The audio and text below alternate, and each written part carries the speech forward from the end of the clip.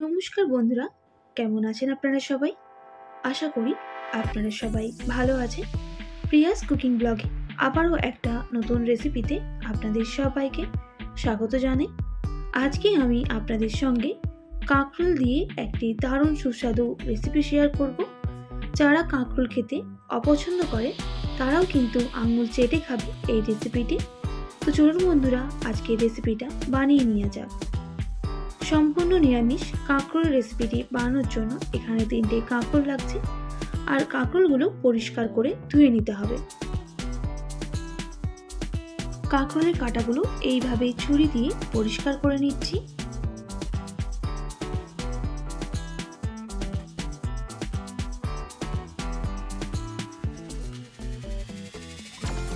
এইভাবে সব কাঁকরোলের কাঁটাগুলো পরিষ্কার করে নিতে হবে।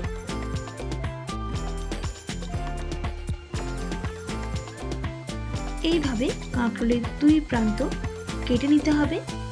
আর এই রকম আমি কাঁকরোলগুলো কেটে নিচ্ছি, তবে একটু মোটা মোটা কাটবো, তাহলে কিন্তু কাঁকরোলগুলো রান্নার সময় একদম গলে যাবে না।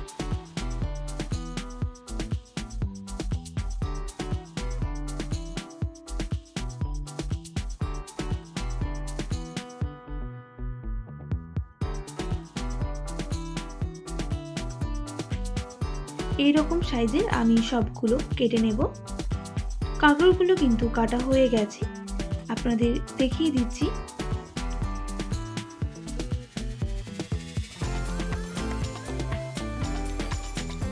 এখানে একটা মশলা বেটে নেব। তার জন্য নিয়ে নিচ্ছি 2 টেবিল চামচ পোস্ত, 2 টেবিল চামচ সর্ষে,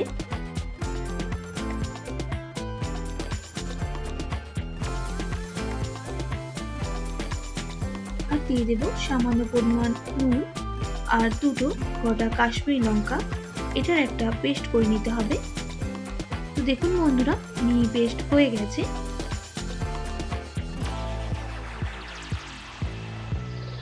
এবার আমি কাঁকরোলগুলো সেদ্ধ করে নেব।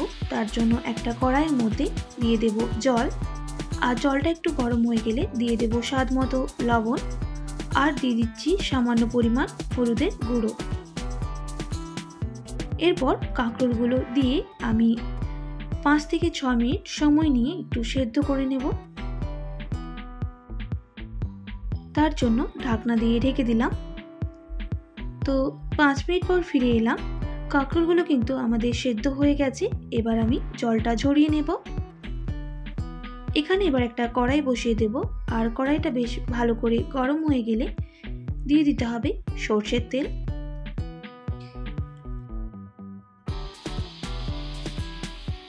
তেলটা গরম হয়ে গেলে আমি একে একে কাঁকরোলগুলো দিয়ে ভেজে নেব।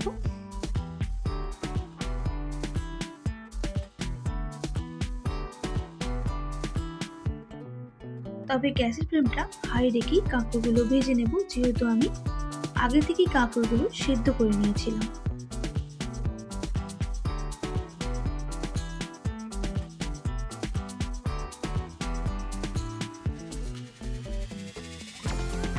উল্টে পাল্টে কাঁকরোলগুলো লাল করে ভেজে নিতে হবে। এরপর কাঁকরোলগুলো ভাজা হয়ে গেছে, নামিয়ে নিতে হবে। একইভাবে সব কাঁকরোলগুলো ভেজে নিতে হবে। এরপর ওই তেলের মধ্যে দিয়ে দেব গোটা জিরে সামান্য পরিমাণ, আর গোটা জিরেটা ভালো করে ভাজা হয়ে গেলে দিয়ে দিতে হবে হাফ টেবিল চামচ আদা বাটা, আর দিয়ে দিচ্ছি সামান্য পরিমাণ হলুদের গুঁড়ো। এবার আদাটা ভালো করে ভেজে নিতে হবে যতক্ষণ না আদার কাঁচা গন্ধটা চলে যাচ্ছে।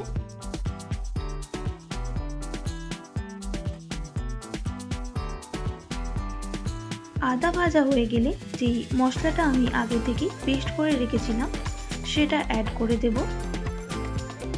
এবার বেশ কিছুক্ষণ এইভাবে মশলাটাকে ভেজে নিতে হবে।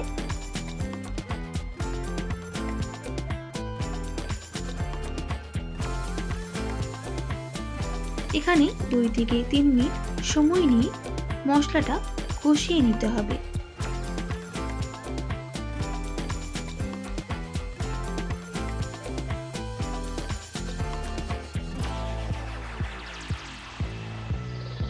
মশলাটা কষানো হয়ে গেলে দিয়ে দেব গুঁড়ো মশলা, সামান্য পরিমাণ জিরে গুঁড়ো, আর দিয়ে দিচ্ছি সামান্য পরিমাণ লঙ্কার গুঁড়ো। অবশ্যই লঙ্কাটা একটু কম দেবেন আর স্কিপও করতে পারেন।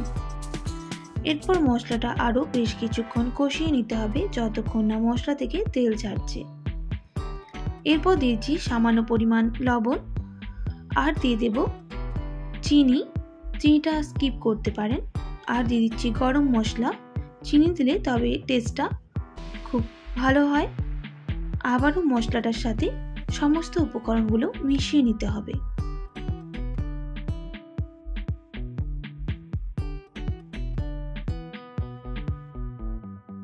এইভাবে আরও বেশ কিছুক্ষণ লো টু মিডিয়াম আঁচে মশলাটাকে কষিয়ে নেব।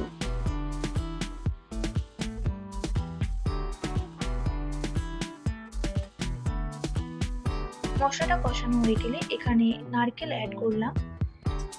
যে কোনো নিরামিষ রান্নায় নারকেল অ্যাড করলে কিন্তু টেস্টটা দ্বিগুণ হয়ে যায়। এরপর আরও বেশ কিছুক্ষণ মশলাটাকে নারকেলের সাথে কষিয়ে নিতে হবে।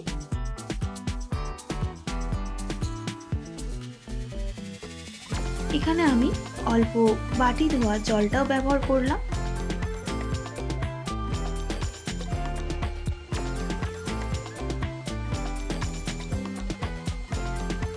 মশলা থেকে কিন্তু তেল ছাড়া শুরু করে দিয়েছে।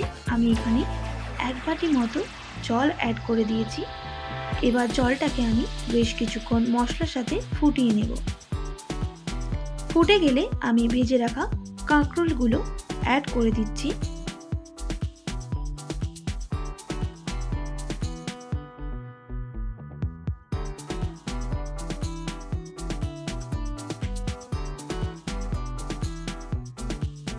এরপর ভালো করে কাঁকরোলের সাথে মশলাটা মিক্স করে নিতে হবে।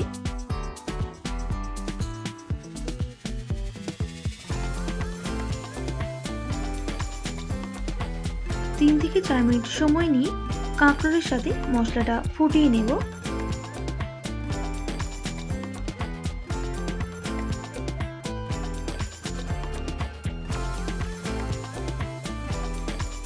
এরপর ওপর থেকে দিয়ে দেব কুচিয়ে রাখা ধনেপাতা।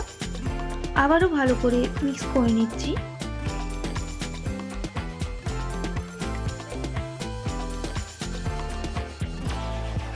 তো দেখুন বন্ধুরা, দেখতে কতটা সুন্দর হয়েছে।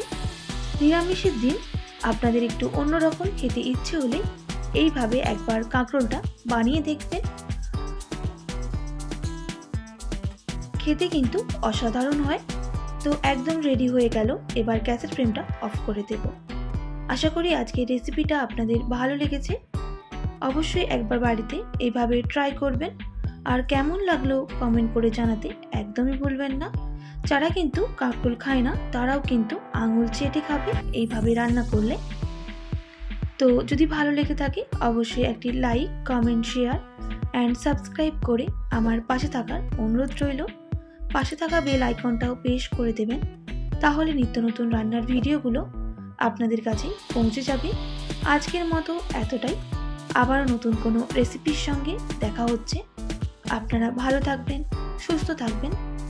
আর এতক্ষণ আমার সঙ্গে আমার ভিডিওটি দেখার জন্য অনেক অনেক ধন্যবাদ আপনাদের সবাইকে।